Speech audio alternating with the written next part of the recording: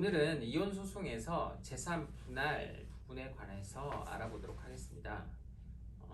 재산 분할은 결과적으로 이혼을 할 때 부부가 재산을 어떻게 분할해야 하느냐 이런 문제일 텐데요.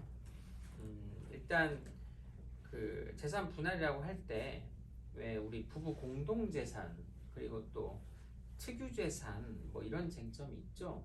네, 맞습니다. 예. 그 부부 공동 재산과 특유 재산이라고 하는 거에 차이점은 뭐가 있을까요? 그 부부 공동의 재산이라고 하는 거는 일반적으로 혼인 이후에 그 부부 공동의 노력으로 형성한 재산을 말하는 거고요. 그 특유 재산이라고 하면 보통 이제 혼인 전에 그 이미 소유하고 있었다거나 아니면 혼인 이후에라도 그 뭐 부모님으로부터 증여받은 재산 같은 이런 아니면 뭐 상속받은 재산 이런 걸 이제 주로 얘기를 하는 거죠. 예. 그러면 이제 여기서 쟁점은 이혼 소송 재산 분할을 할 때 두 가지를 다르게 취급하느냐, 같게 취급하느냐 이제 이런 문제일 텐데요.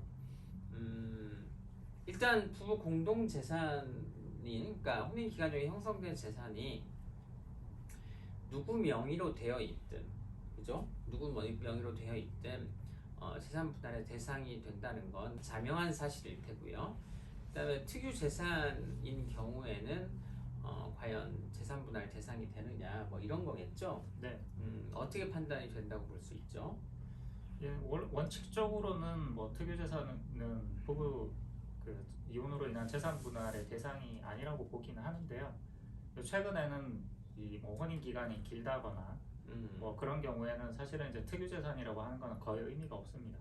예. 대부분 다 뭐 어쨌든 이혼 시점에서 부부 공동 재산이라고 보고 재산 분할을 하는 게 일반적이고요. 네. 다만 뭐 혼인 그 이혼 직전에 증여받거나 상속받은 거라거나 아니면 뭐 혼인 기간이 아주 짧은 경우, 네. 뭐 예를 들어 몇 달이나 뭐 1, 2년 정도에 불과하다. 네. 이런 경우에는 특유 재산은 그 재산 분할에서 제외되는 사례도 간혹 있습니다. 네. 근데 이제 보통은 실무상에서 보면 법에서 뭐 딱 정해놓은 건 아니니까 그래도 혼인 기간이 한 3년 이상 정도 된다라고 하면 특유 재산도 재산 분할 대상으로 들어가면서 다만 이제 기여도에서 이제 어떻게 판단해야 될까? 네. 예, 또 이런 문제들이 이제 구체적 사건에서는 벌어지는 거죠. 그리고 이제 또 재산 분할에서 우리가 이제 재산을 논할 때 뭐 적극 재산, 소극 재산 뭐 이런 얘기를 하죠. 네. 예, 그 내용이 뭐죠? 네, 적극 재산이라고 하는 거는 우리가 뭐 흔히 말하는 이제 플러스가 되는 재산을 말하는 거고요. 네. 뭐 예를 들어서 부동산이나 뭐 예금이나 뭐 퇴직금, 보험 아니면 뭐 현금으로 갖고 있을 수도 있고요. 네. 뭐 주식 이런 부분이 이제 다 포함되는 거고요. 네. 그리고 소극 재산이라고 하는 거는 뭐 흔히 이제 마이너스 재산, 뭐 대출금이나 차용금이나 뭐 이런 부분을 얘기를 하는 거고요. 그리고 그 순재산이라는 표현을 많이 쓰는데요. 순재산이라고 하는 거는 이제 적극 재산에서 소극 재산을 뺐을 때 뭐 순수하게 남는 이제 자산만 얘기를 하는 겁니다. 네, 그러니까 적극 재산은 플러스 재산이고 소극 재산은 이제 마이너스 재산, 순재산은 이제 두 개를 플러스 마이너스 한 건데, 뭐 예를 들어서 빚만 있어요. 근데 그 네. 빚이 일방에만 있다. 그런 경우에도 공동생활을 하면서 생긴 채무일 경우에 그 채무도 분담을 해라라고 할 수 있는 거죠. 예, 그렇죠. 예. 그리고 또 사례에 따라서는 네. 뭐 예를 들어서 그 어느 한쪽이 양육을 해야 되는데 네. 뭐 반대쪽이 갖고 있던 이제 빚을 분할을 해야 된다면은 네. 그런 부분이 양육에 악영향을 미칠 수 있기 때문에 네. 그런 경우에는 또 분할하지 마라 이런 판례도 있긴 합니다. 예. 그리고 이제 뭐 이럴 수도 있죠. 뭐 부부의 이제 부부 명의로 있는 재산을 기본으로 할 텐데 이제 뭐 명의 신탁이 됐을 수도 있고 실질적으로 이제 부부의 재산인데 다른 사람 명의로 되어 있을 경우도 있잖아요. 네, 그렇죠. 그런 경우에는 어떻게 보죠? 네, 그런 경우에도 이 실질적인 소유자가 부부라는 부분이 확인이 되면 네. 물론 이제 입증의 문제는 있겠죠. 네. 이제 입증이 되면 그것도 역시나 이제 분할 대상이라고 보고요. 네. 그리고 그 반대의 경우, 예를 들어서 부부 명의로 돼 있는데 네. 실질적인 소유자는 제3자인 경우, 네. 예를 들어서 부모님이 뭐 명의 신탁을 했다거나 네. 이런 경우에도 그 실질적인 소유자가 다른 사람이라는 게 입증이 되면 네. 그 재산은 또 재산분할 대상이 아니다 이렇게 봅니다. 네. 그리고 이제 또 뭐 부모님이 주신 재산이 있을 경우에도 이걸 뭐 명의신탁으로 볼 거냐, 증여로 볼 거냐. 근데 그렇죠. 이제 뭐 실제에서는 명의신탁에 대해서 명확한 입증이 없는 한은 뭐 주로 이제 증여로 보게 되는 거죠. 네. 다만 이제 입증이 좀 어렵죠. 네, 기여도로 고려를 하는 거고. 그리고 이제 지금 뭐 공무원 연금이나 국민연금은 어떻게 분할하죠? 그 과거에는 이제 뭐 연금이나 퇴직금 뭐 이런 부분이 상당히 이슈가 됐던 적도 있고, 네. 그리고 대법원에서 2015년경에 이제 그 재산분할 대상이라고 판단을 하기도 했었는데요. 네. 그 대법원 판단 이후에 사실은 그 법이 다 개정이 돼서 네. 공무원 연금이나 뭐 사학연금, 군인연금 이런 부분이 그 해당 법에서 이제 분할 방법을 다 규정을 하고 있습니다. 네. 그러다 보니까 이제 법원에서도 그냥 그 법에 따라서 분할해라 이렇게 하고, 그 소송에서는 이제 굳이 분할 대상으로 보지 않는 네. 그런 이제 사례가 점점 늘어나고 있죠. 음. 다만 이제 뭐 당사자들이 다 여기서 다 포함해서 분할해 달라고 하면 또 그렇게 이제 분할을 하기도 합니다. 네. 그리고 이제 이런 질문을 많이 해요. 혼인을 할 때나 또는 뭐 혼인 생활 중에 우리가 이혼을 하면 어떻게 나누자. 그러니까 네. 쉽게 말해서 재산 분할 약정 뭐 이런 거가 이제 쟁점인데, 왜 우리 외국 영화를 보면 뭐 혼인하기 전에 또 혼인을 하면서 혼인 생활 중에 이렇게 나누자 하면 실제 이혼이 됐을 때 그거에 따라서 재산을 분할하기도 하잖아요. 네, 그렇습니다. 그러니까 이제 우리나라도 그렇게 실제 이혼이 되기 전에, 이혼하기 전에 그렇게 약정을 했을 때 그 약정이 효력이 있느냐, 그 약정대로 이행을 해야 되는 거냐, 그리고 약정대로 받을 수 있는 거냐, 이런 질문을 하는데요. 네. 그게 어떻게 되죠? 네, 원칙적으로 우리나라에서는 사실 뭐 전혀 효력이 없다라고 보고 있고요. 네. 뭐 그 과거에 뭐 이런 탑스타들의 뭐 혼전 계약서 같은 네. 결혼을 하면서 이미 향후 재산 분할을 어떻게 할 것인지 다 정하는 거죠. 네. 그런 게 이제 이슈가 되기도 했었는데, 네. 우리나라에서는 이 협의 이혼이 협의 이혼 직전에 한 약정에 대해서 협의 이혼이 성립됐을 때만 그 약정의 효력을 인정을 하는 거고요. 네. 그런 혼인 중에 했다거나 네. 아니면 그 혼인 직전에 했다고 하더라도 네. 협의혼이 아니라 재판상 이혼을 하게 되면 다 무효라고 보는 게 일반적입니다. 예. 그러니까 이제 우리나라에서 법원은 그 재산분할 청구권이라고 하는 것은 이혼이 될 때 비로소 발생이 되는 것이다. 네. 청구권의 성격을 이렇게 보기 때문에 혼인하면서 또는 혼인 중에 우리가 이혼을 할 때 어떻게 분배를 하자, 이렇게 이제 약정을 한다고 해서 그게 효력이 있는 것도 아니고, 실제 이제 이혼 및 재산분할 다툼에서 이제 구체적으로 재산을 어떻게 형성했고 따지는 것이지, 그렇게 약정을 했다고 해서 그 약정대로 효력이 생겨서 그대로 이행을 해야 되는 게 아니다. 그런 거죠. 네. 예. 그리고 법률 혼일 때는 뭐 당연히 재산 분할이 인정이 되죠. 그리고 이제 사실혼일 때 과연 인정이 되느냐, 또 이 문제가 있죠. 네. 사실혼에 관해서는 사실은 우리 민법 규정에는 전혀 없긴 하지만, 네. 뭐 대법원 판례에서 확고하게 사실혼도 그 법률원에 준해서 이제 보호돼야 된다. 네. 라고 해서 재산분할 청구권을 인정하고 있고요. 예. 뭐 협의혼이든 뭐 법률혼이든 사실혼이든 다 마찬가지지만, 네. 어쨌든 이 혼인 관계가 해소되고 나서 2년 이내에 이제 제기를 해야 됩니다. 그렇죠. 네, 제척 기간이라고 하는 거고요. 네. 이 부분이 이제 중요한 이유가 뭐 이혼 소송, 그러니까 법률혼이었던 경우 같은 경우는 당사자들이 이 관계가 끝난다라고 하는 이제 절차가 다 있죠. 그래서 네. 그 절차를 다 밟고 진행을 해야 되는데, 사실은 너랑 살지 않겠어, 너랑 네. 사실혼 관계 끝내겠어라고 하는 순간 그 사실혼 관계가 끝나기 때문에 네. 사실은 이 제척 기간이라고 하는 부분을 간과하기 좀 쉬운 부분이 있는 거거든요. 네. 그래서 뭐 어떤 부분에 다 마찬가지긴 하지만 이제 사실혼 같은 경우에는 특별히 제척 기간에 좀 주의를 할 필요가 있습니다. 네. 이제 보통 재산 분할에서 가장 큰 그 이슈가 되는 게 부부간의 사이가 나빠져서 보통 파탄이라고 할 때는 이제 보통은 별거 시점이 파탄 시점이 되는 경우가 많은데 별거를 하게 되고 그 다음에 또 이제 그로부터 뭐 일정 기간 내에 또 이제 소송을 제기하고 이혼 소송을 제기하고 그리고 이제 소송을 하면서 또 시간이 굉장히 많이 흘러가잖아요. 네. 그러면서 이 재산에 각자 명의로 있는 재산에 변동 상황이 올 수가 있는데요. 그러면 파탄, 그러니까 별거 시점, 또 소재기 시점, 또 뭐 소송이 끝나가는 시점, 뭐 이런 시점 어느 시점으로 보느냐에 따라서 재산의 변동 상황이 많아질 때 어느 시점을 기준으로 해야 되는가 이런 게 문제죠. 네, 어느 시점을 기준으로 해야 될까요? 네, 보통 뭐 분할 대상 재산을 결정하거나 네. 그리고 그 재산의 가액이 얼마냐 이게 재산 분할에서 상당히 중요한 문제인데. 그렇죠. 네. 우리 대법원 판례는 이 두 가지 모두 이제 사실심 변론 종결시로 규정을 그게 하고 있고요. 원칙. 네, 예. 원칙적으로 그렇게 보고 있고, 뭐 다만 이제 그 이런 금융재산, 현금 같은 경우에는 뭐 이제 쓰는 경우도 많고, 네. 그리고 일반인이 이제 뭐 안 좋은 목적을 갖고 있을 때는 뭐 숨길 수도 있는 부분이고, 네. 네, 그래서 그리고 또 뭐 예를 들어서 이쪽 계좌에 갖고 있다가 다른 계좌를 이체를 한다거나 해서 네.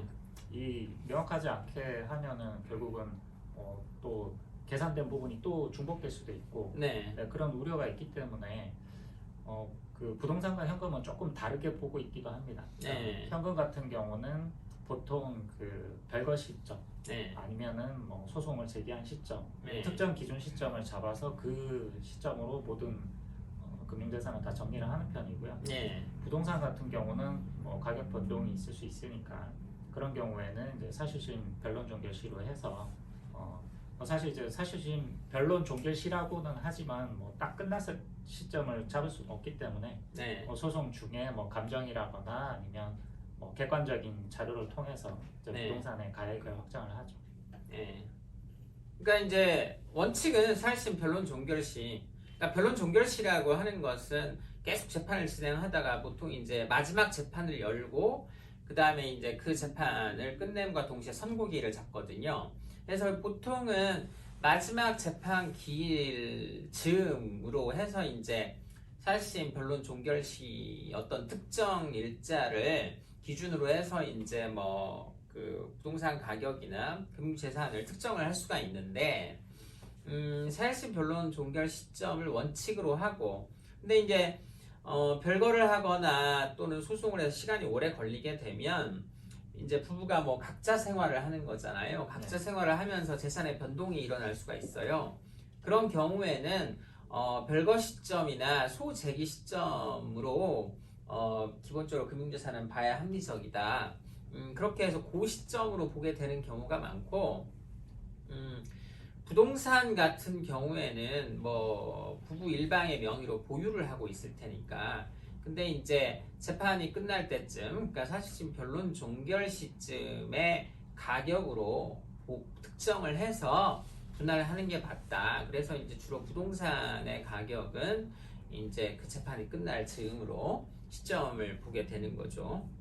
그리고 이제 뭐 아파트 같은 경우는 뭐 KB 시세가 있으니까 KB 시세로 보는 것이 일반적이고 근데 막 KB 시세가 뭐 적정하지 않은 것 같아 그러면 그렇게 주장하는 측에서 이제 시세에 감정을 하게 되고 일반 이제 뭐 토지나 뭐 여러 부동산은 뭐 KB 시세가 나와 있지 않으니까 이제 감정 절차를 거쳐가지고 금액을 특정하게 되는 거겠죠. 네.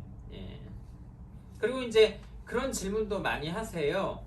그 이제 뭐 파탄 시부터 또는 이제 뭐 소송 중에 소송 바로 직전에 예금 계좌에서 뭐 돈을 빼고 또는 뭐 재산을 갖다 다른 식으로 변동시키고 이렇게 되면 어떻게 되는 거냐 그런 질문도 하죠.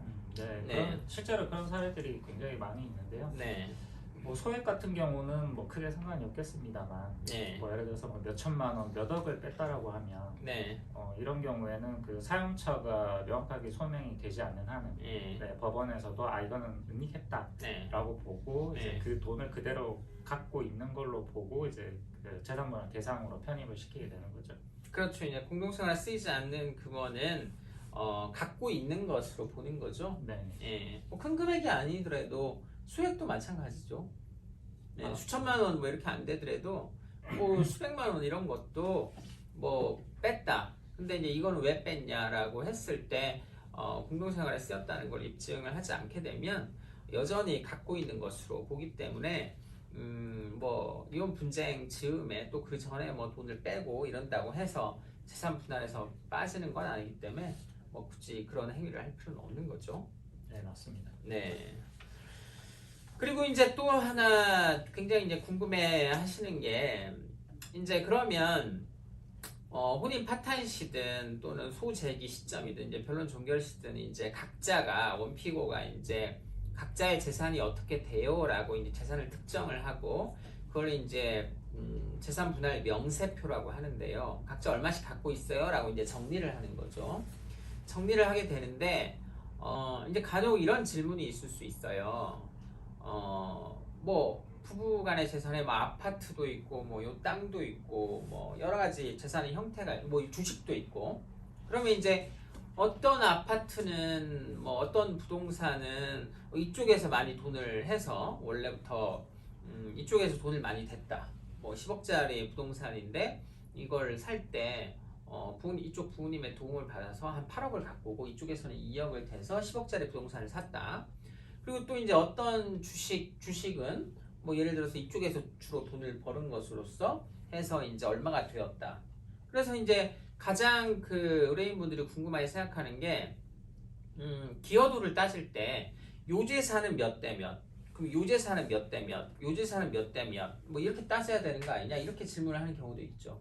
네네. 네, 그럼 어떻게 판단을 하죠? 네, 뭐 실제로 우리가 이제 개별적인 재산이 어떻게 형성되었는지를 다 각각의 경우를 다 따지는 거긴 한데요. 네, 다만 이제 법원에서 결정하는 이 분할 비율은 이 개별적인 재산에 대해서 이제 별도로 그 판단을 하는 건 아니고요. 네, 네, 모든 사안을 다 종합해서 고려했을 때 원고는 몇 프로, 피고는 몇 프로 이렇게 이제 결정을 하는 거죠. 네. 그러니까 재산마다 몇 대 몇으로 해서 이건 이렇게 나누고 이건 이렇게 나누고 이렇게 하는 게 아니고 전체 재산이 어쨌든 각자 명의로 얼마씩 있나를 놓고서 이제 각 재산마다 어떻게 형성이 되었고 이 재산은 어떻게 형성이 되었고 그 부분을 전체적으로 이제 검토를 해서 이 전체 재산에 대해서 몇 대 몇으로 나눌 것인가.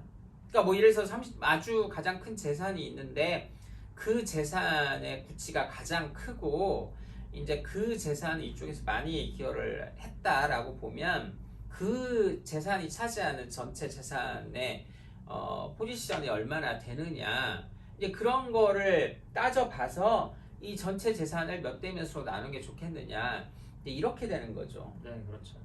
그래서 이제 재산이 굉장히 또 종류도 많고 복잡하게 되면 기여도를 정말 몇 대 몇으로 할 것인가에 따라서 굉장히 이제 결과가 달라지는 거죠. 네. 그래서 뭐 재산 형성 경위나 아니면 예. 뭐 실제로 이제 보유하고 있는 재산이 종류가 많고 네. 또 각자에 대한 뭐 각자가 거기에 이제 들인 그런 네. 그 이제 금액도 다 다르고 그렇죠. 이렇게 되면은 사실 이 판단하기가 상당히 곤란한 부분도 있고요. 네. 네. 뭐 그렇다고 하더라도 이런 부분이 이제 결국은 다 뭐 쉽게 표현하자면 뭉뚱그려서 네. 판단하는 부분이기 때문에 네. 네, 이제 개별적인 부분에 얼마나 우리가 이런 기여를 했는지 그런 부분을 입증하는 게 재판에서 상당히 중요하게 작용을 하게 되는 거죠. 네. 그러니까 이제 뭐 실제 사례에서 보면 보통 이제 혼인 기간이 10년이 넘어가서 15년, 20년 이렇게 되면 혼인 기간이 길수록 그리고 두 분 사이에는 같이 자녀를 양육해서 뭐 성년들이 되고 이런 경우에는 한쪽이 전업주부고 한쪽에서 다 경제 활동을 했다라고 하더라도 기본적으로 전체 재산에 대해서 5대 5를 기본으로 보고 한쪽이 더 많이 재산 증식에 기여를 했다라고 보면 55대 45 또는 60대 40 만약에 더 가면 뭐 7대 3 근데 이제 15년 20년이 되면 7대 3까지 잘 가지 않는 경우가 많죠. 대부분은 이제 적어도 65대 35 뭐 이 정도가 가장 한쪽의 비율을 좀 적게 한 거지. 5대 5를 기준으로 봐서 거기서 이제 5% 10%를 보통 누구한테 주느냐 이제 이런 분쟁인 거죠. 그래서 이제 그게 많이 이슈였죠. 삼성의 이제 이부진 대표와 그다음에 이제 그 배우자였던 이무재 씨와 얘 이제 이혼 소송이 과연 재산 분할이 어느 정도 날 것인가 이제 이런 것들이 굉장히 이슈였는데요. 이부진 대표와 이무재 씨와의 재산 분할 판결은 어떻게 났었죠? 네, 1심에서는 부친에게 증여받은 주식을 제외한 이부진의 재산을 한 570억 정도로 봤었고요. 예. 이 중에서 이무재 씨의 기여를 한 15% 정도 인정해서 네. 86억 원을 지급하라는 이제 판결을 내렸었는데요. 네. 네, 2심에서는 그 증여받은 주식을 제외한 재산 한 700억 정도로 받고 예. 이부진의 재산은 이제 700억 정도로 받고 예. 그 중에서 또 이무재의 기여도가 20% 정도 된다라고 판단을 해서 네. 약 141억 원 정도를 지급하라는 이제 판결을 내렸습니다. 네. 1심에서는 한 86억 원 정도였고 2심에서는 141억 원으로 이제 상당 부분 이렇게 상향은 됐는데 이제 이 사건이 되게 이슈였던 이유는 이부진 대표의 재산이 실제로 이제 1조 몇 천억이었던 거예요. 그러면 그 두 분의 사이에 혼인 기간은 10년이 넘었고 그러면 이제 일반 사건과 같이 볼 경우에 5대5, 6대4 뭐 이런 식으로 하면 몇 천억을 받을 수도 있는 사건이라고 이제 보여서 과연 이 부분을 어떻게 평가를 해야 될 것이냐 이제 이런 거였거든요. 그리고 실제 그 이무재 씨는 그 이부진 대표의 재산이 2조가 넘는다. 그래서 나는 1조 이상 받아야 되겠다. 그래서 1조 2천억을 청구했거든요. 근데 이제 판결은 어떤 식이었냐면 그 부친에게 이건희 회장으로부터 받은 주식은 그래도 다 빼고 그 증여받은 재산은 다 빼고 나머지 이제 그 이부진 대표의 재산을 1심에서는 뭐 570억, 그 2심에서는 700억 정도로 보고서 그 중에 이제 각 뭐 15%, 20% 인정해 준 거니까 이 판결의 의미는 한쪽에서 증여를 받은 일종의 특유재산, 특유재산이 너무 컸던 거죠. 너무 커서 이 사안 같은 경우는 일반 사건과 같이 혼인 기간만으로 뭐 모든 재산을 놓고서 뭐 50%, 40% 뭐 이런 식으로 판단을 하지는 않았죠. 예. 근데 이제 뭐 당연히 뭐 이 금액이어도 이제 뭐 일반인으로서는 상상할 수 없는 금액인데요. 결과적으로 2심이 140억 원 정도였으니까. 그래서 이제 이 사건이 또 가장 큰 이슈였고요. 그래서 오늘은 재산 분할을 전반적으로 이제 쟁점이 되는 여러 가지 것들을 알아보았는데요. 또 이혼과 관련해서 또 재미있는 논점들을 가지고 여러분들과 또 얘기해 보도록 하겠습니다. 감사합니다.